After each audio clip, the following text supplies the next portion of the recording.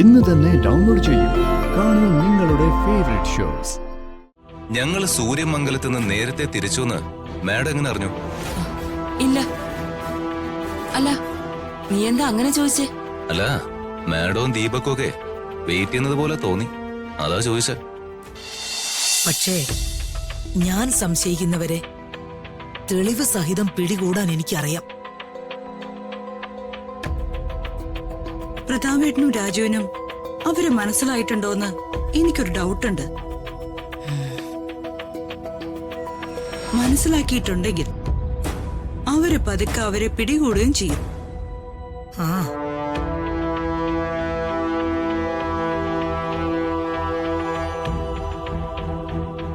ഏതായാലും ആ അറ്റാക്ക് ഉണ്ടായത് നന്നായി.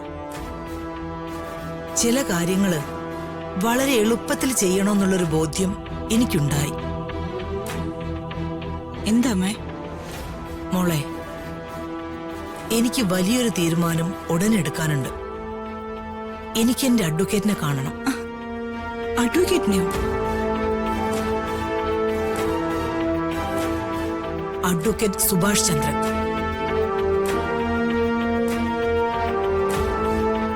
ഞാൻ അയാളുടെ നമ്പര് മോളുടെ ഫോണിലേക്ക് അയക്കാം. അയാളെ വിളിച്ച് എന്നെ കാണാൻ വരാൻ പറയണം. ആ, ശരി അമ്മേ.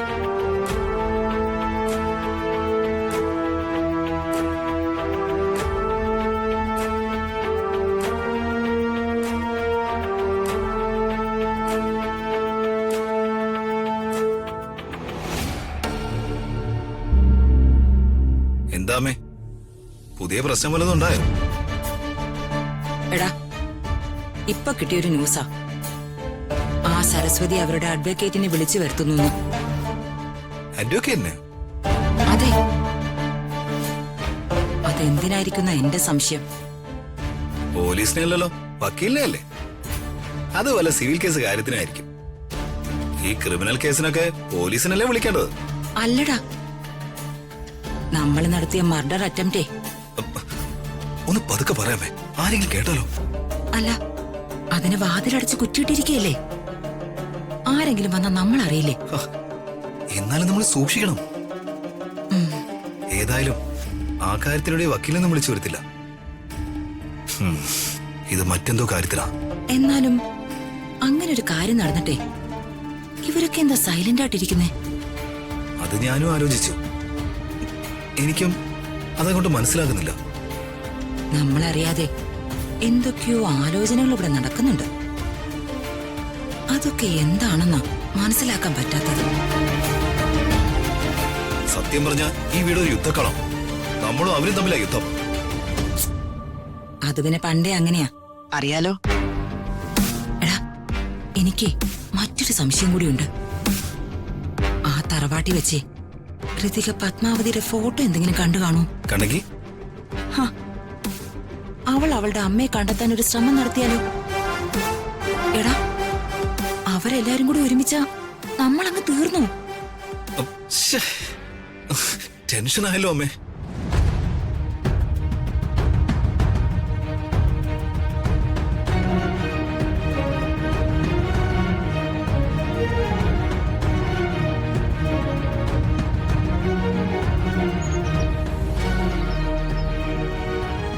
സുശീല, അതൊക്കെ നമുക്ക് ഒപ്പിക്കാം.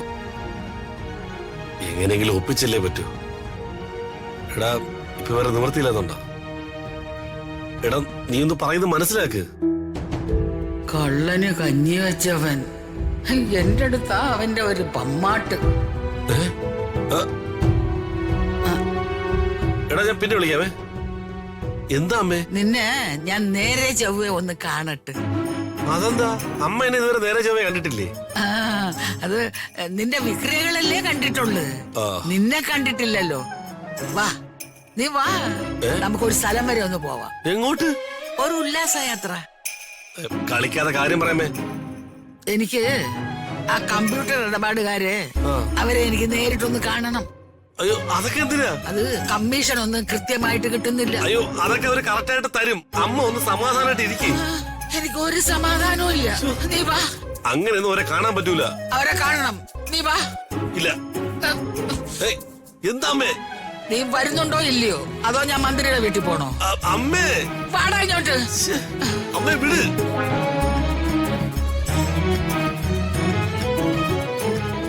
വക്കീല് വരുന്ന എന്തിനും ആയിക്കോട്ടെ, അതല്ല ഏറ്റവും വലിയ പ്രശ്നം.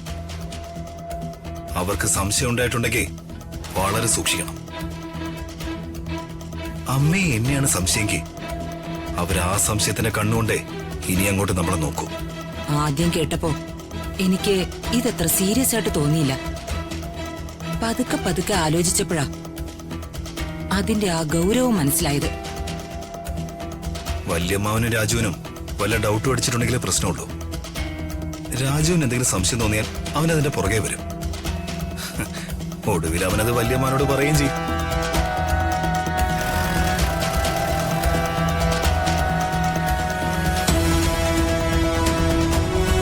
അമ്മേ, അവരെത്തി.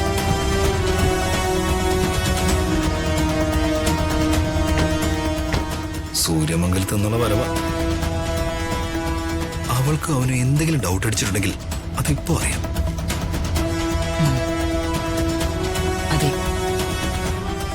ബുദ്ധിപൂർവം അത് ചോദിച്ച് മനസ്സിലാക്കണം.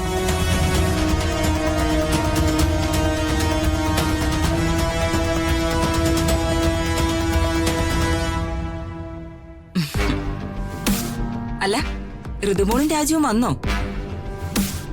ഋതുമോളോ? അമ്മായി എന്നെ ഋതുമോളെന്നൊക്കെ വിളിക്കാൻ തുടങ്ങിയോ? ഇതൊരു സർപ്രൈസ് ആയിരിക്കുന്നല്ലോ. ഞാൻ നിന്നെ കുട്ടിക്കാലത്തൊക്കെ വിളിച്ചിട്ടുണ്ട്. പിന്നെ പെൺകുട്ടികളെ വളർത്തുമ്പോ വളരെ ജാഗ്രതയോടെ വളർത്തണം. അതുകൊണ്ട് ഞാൻ ചില കർക്കശ നിയമങ്ങളൊക്കെ നടപ്പാക്കി. ജാഗ്രതയോടെ വളർത്താൻ പെൺകുട്ടികൾ എന്താ ടെററിസ്റ്റുകളാണോ? ഒരു പെണ്ണായ അമ്മായി തന്നെ ഇങ്ങനെ പറയണം. ആ, അതൊക്കെ പോട്ടെ. ഞങ്ങളൊക്കെ കുറച്ച് പഴയ മനുഷ്യരല്ലേ, അത് വിട്ടേക്ക്. അല്ല, നിങ്ങൾ വൈകിട്ട് വരുന്നല്ലേ പറഞ്ഞത്?